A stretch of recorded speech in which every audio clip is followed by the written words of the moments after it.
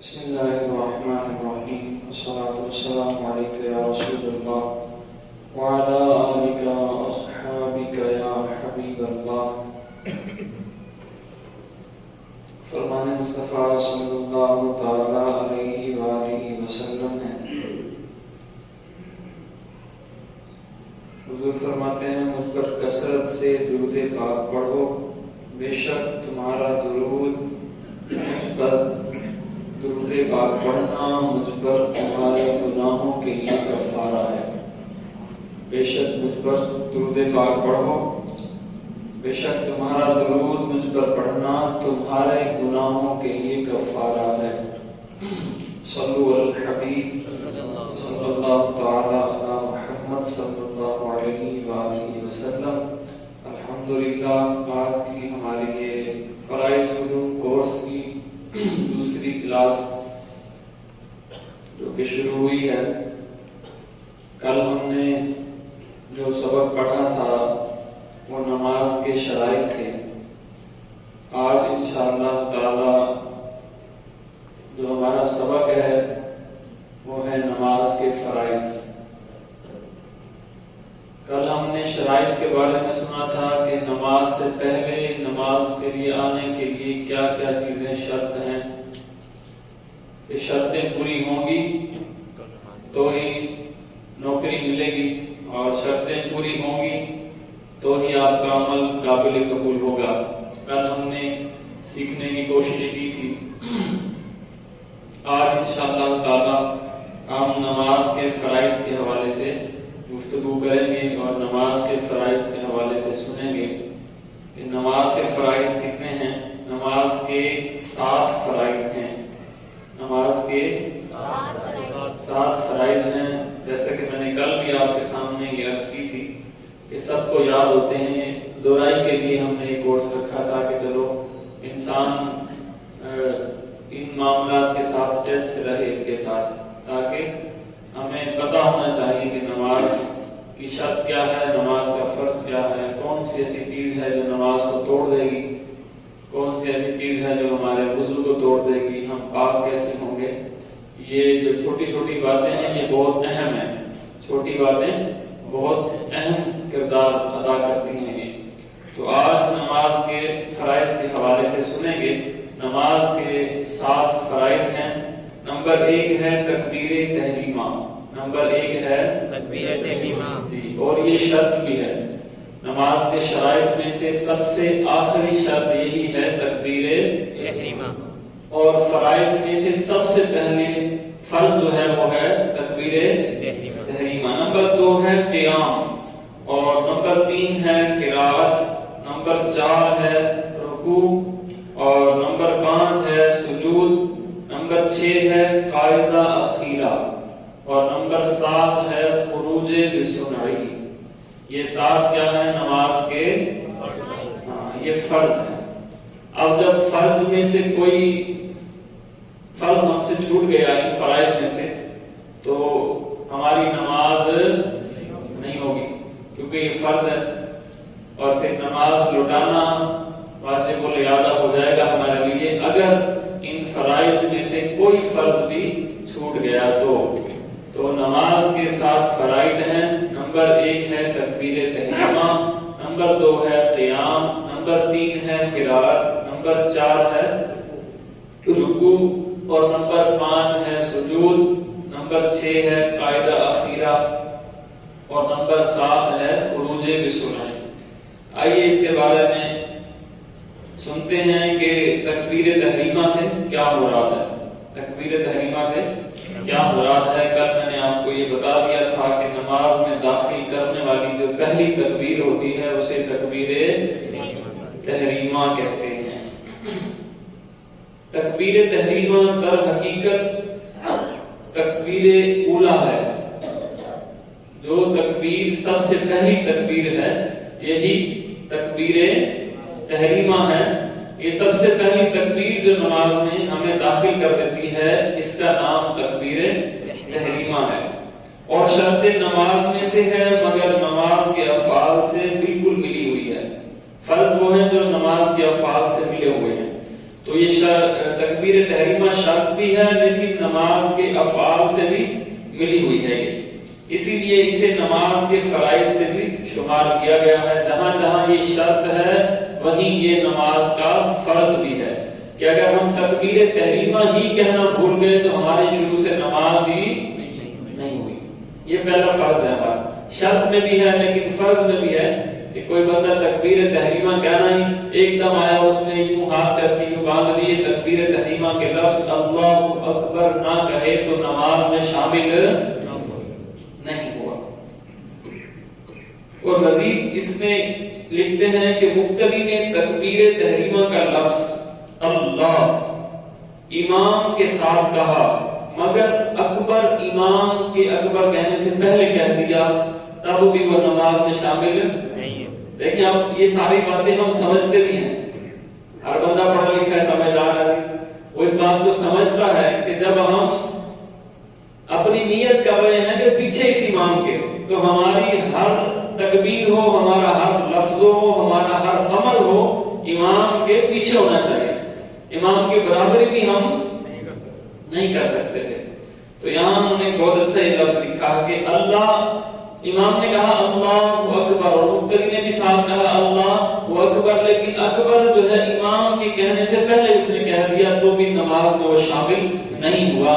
تو آپ اس میں احتیاط کیا کریں کہ امام اللہ اکبر کہہ دے تو پھر آپ آرام سے تسلی سے کہہ لیا کریں، پھر آپ آرام سے تسلی سے کہہ لیا کریں تاکہ آپ کی جو ہے نماز شروع ہو جائے۔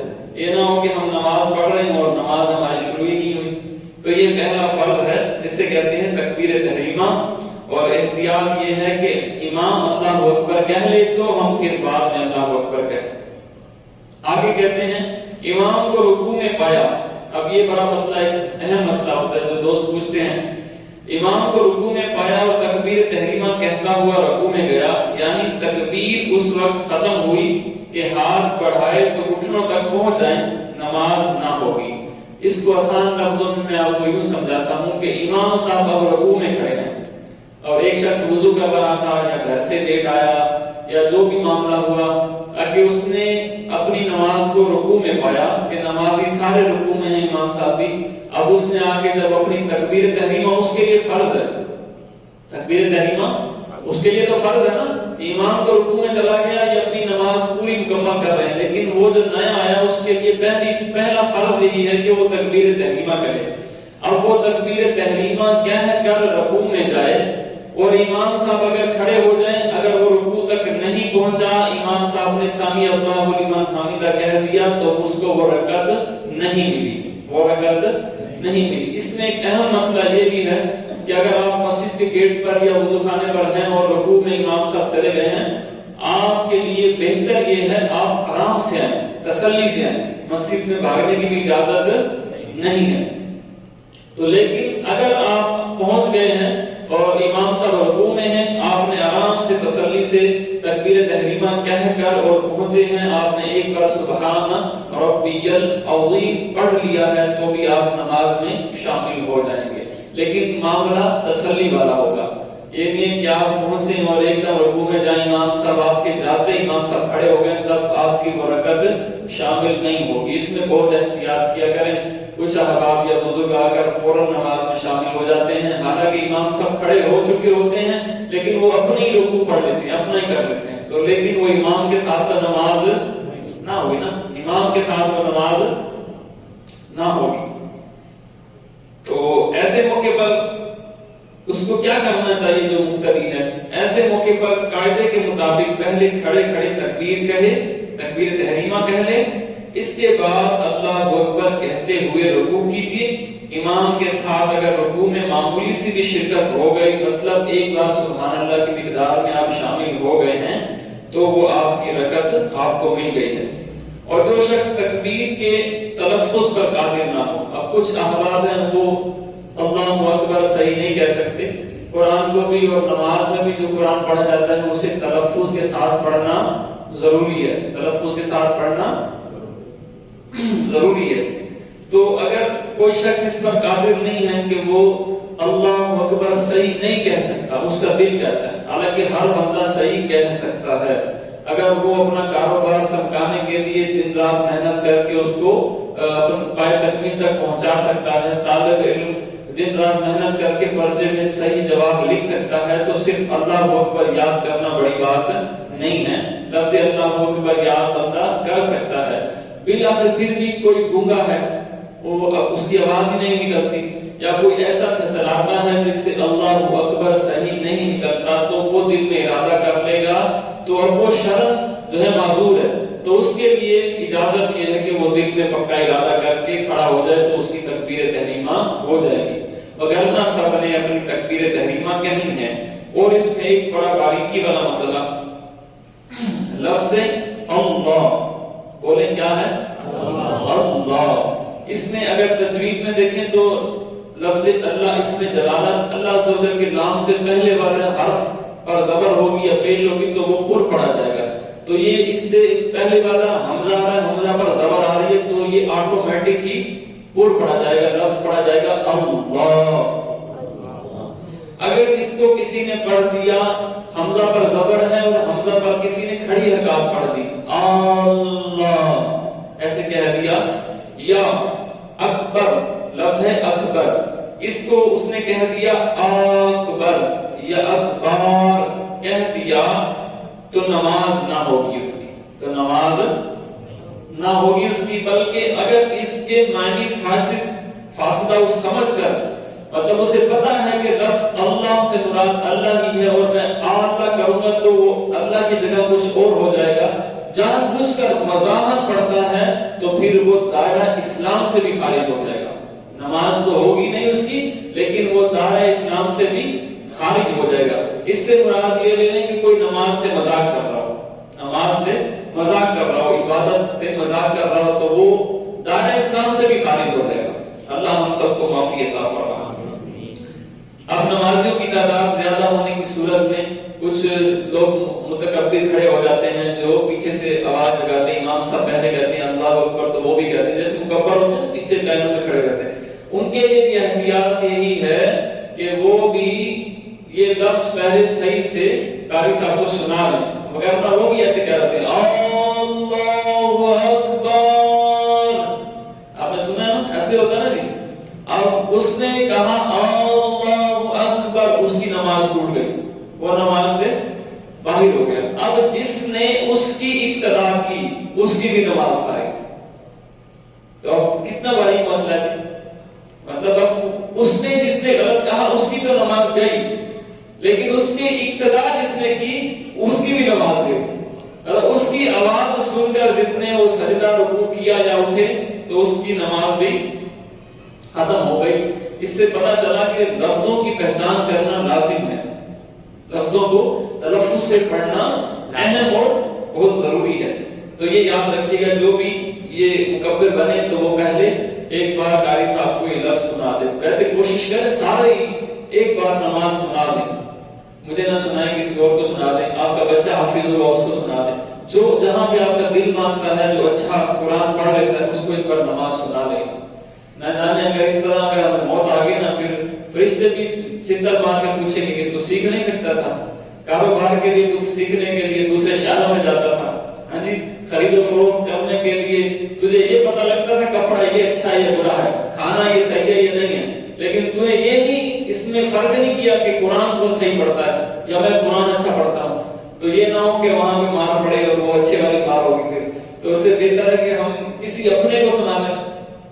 حالانکہ دادا صاحب نے جو فرمایا کہ علم حاصل کرنے کے لیے شرمانا نہیں چاہیے، ہمیں برے کام کرتے ہوئے شرم نہیں آتی تو علم دین حاصل کرنے کے لیے شرم آتی ہے کہ ہم بڑے ہو گئے بزرگ ہو گئے، تو ایسا نہیں کرنا۔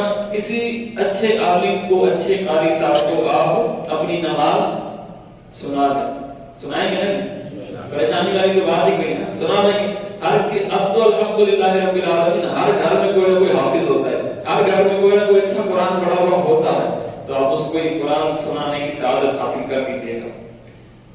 اور اس میں آگے کہتے ہیں پہلی رکعت کا رکوع مل گیا تو تکبیر اولیٰ کی فضیلت بھی مل گئی۔ کچھ لوگ دیکھیں نا وہ خود ہی ٹہلتے ہیں آرام سے پیچھے کھڑے رہتے ہیں کہ کوئی دوسری رکعت میں شامل ہو جائے کوئی نہیں تیسری، لیکن ان کو کون بتائے کہ تکبیر اولیٰ کا درجہ جو ہے وہ کتنا آتا ہے، ان کو کون بتائے کہ تکبیر اولیٰ جو ہماری پہلی تکبیر ہے اس کے ساتھ نماز پڑھنے کی جو فضیلت ہے وہ کتنی بڑی ہے۔ تو یہاں فرمایا کہ جس نے رکوع تک بھی کوشش کی کہ وہ پہنچ گیا، امام کے ساتھ مل گیا، تو پہلی رکعت تکبیر اولیٰ کا اس کو ثواب مل گیا، اس کو ثواب اس کا مل گیا، کیونکہ اس نے کوشش کی ہے۔ تو کوشش ہم نے کرنی ہے کہ ہم تکبیر اولیٰ کے ساتھ ہی نماز ادا کریں۔ نمبر 2 ہے قیام۔ کیا ہے جی؟ نمبر 2 ہے قیام۔ اس کے بارے میں کہتے ہیں کمی کی جانب قیام کی حد یہ ہے کہ ہاتھ بڑھائے تو گھٹنوں تک پہنچ جائیں، اور پورا قیام یہ ہے کہ سیدھا کھڑا ہو جائے۔ قیام کہتے ہیں کھڑے ہونے کو، جس طرح بالکل ہم کھڑے ہوتے ہیں نا، تو یہ فرض ہے۔ کیا ہے؟ فرض ہے، قیام کرنا فرض ہے۔ اور اگر ہاتھ بڑھائے تو گھٹنوں تک ہاتھ نہ پہنچے، اس کو کہتے ہیں قیام۔ کسی کی کمر جھکی ہوئی ہوتی ہے، وہ سیدھا نہیں کھڑا ہو سکتا، تو لوگ کہتے ہیں اس پہ قیام نہیں ہوا۔ حالانکہ قیام کا یہ اعلیٰ درجہ ہے کہ ہم ہاتھ جھکائیں تو ہمارے گھٹنوں تک ہمارے ہاتھ نہ جائیں، یہ قیام کا ایک درجہ ہے۔ لیکن سب سے بہتر یہ ہے کہ ہماری کمر بالکل سیدھی ہو، ہم سیدھے کھڑے ہوں، تو یہ قیام ہے۔ آگے کہتے ہیں قیام اتنی دیر تک ہے جتنی دیر تک قرات ہے۔ قیام اتنی دیر تک فرض ہے جتنی دیر تک قرات فرض ہے۔ مطلب آپ نے اللہ اکبر تکبیر تحریمہ کہہ کر قیام میں کھڑے ہو گئے، اور پھر آپ نے قرات شروع کر دی۔ اب قرات ہو گئی، سورۃ فاتحہ بھی پڑھ لی، کوئی سورت بھی آپ نے شامل کر لی، اس کے بعد آپ کھڑے ہو گئے، تو یہ آپ کا فرض نہیں ہوگا۔ فرض اتنا ہے جتنی قرات ہے، کہ آپ نے جہاں پر سورت کی آخری لفظ ختم کیے تو آپ کا قیام فرض وہیں تک ختم، اس کے بعد کھڑنا آپ کا جائز نہیں ہے۔ مطلب اس کے بعد جب قرات ختم ہو گئی تو پھر کیوں کھڑے ہیں؟ پھر آپ اگلے فرض کی طرف جائیں گے۔ لیکن کچھ حضرات اگر اس طرح کھڑے ہو جائیں تو کھڑے ہونا جائز ان کا نہیں ہے۔ قیام فرض اتنا ہے جتنی قرات فرض ہے، جتنی۔ اب قیام میں نے آپ کو بتا دیا کہ سیدھے کھڑے ہونے کو قیام کہتے ہیں۔ اب جب قیام ہوگا تو قیام کے اندر ہی اگلا فرض ہوگا، اس کو کہتے ہیں قرات۔ کیا کہتے ہیں اس کو؟ اس کو کہتے ہیں قرات۔ اس میں آگے انہوں نے بہت کچھ لکھا قیام کے اندر، کہ کچھ احباب بیٹھ کر نماز پڑھتے ہیں، جس طرح ہمارے بزرگ بیٹھ کر نماز پڑھتے ہیں، ان کے حوالے سے یہ بھی ذرا توجہ سے اس شریعت کے مسئلے کو سماعت کریں۔ وہ فرماتے ہیں کہ اگر آپ تکبیر تحریمہ کھڑے ہو کر کہہ سکتے ہیں تو ضروری ہے کہ تکبیر تحریمہ کھڑے ہو کر کہیں، بقیہ نماز بیٹھ کر پڑھیں۔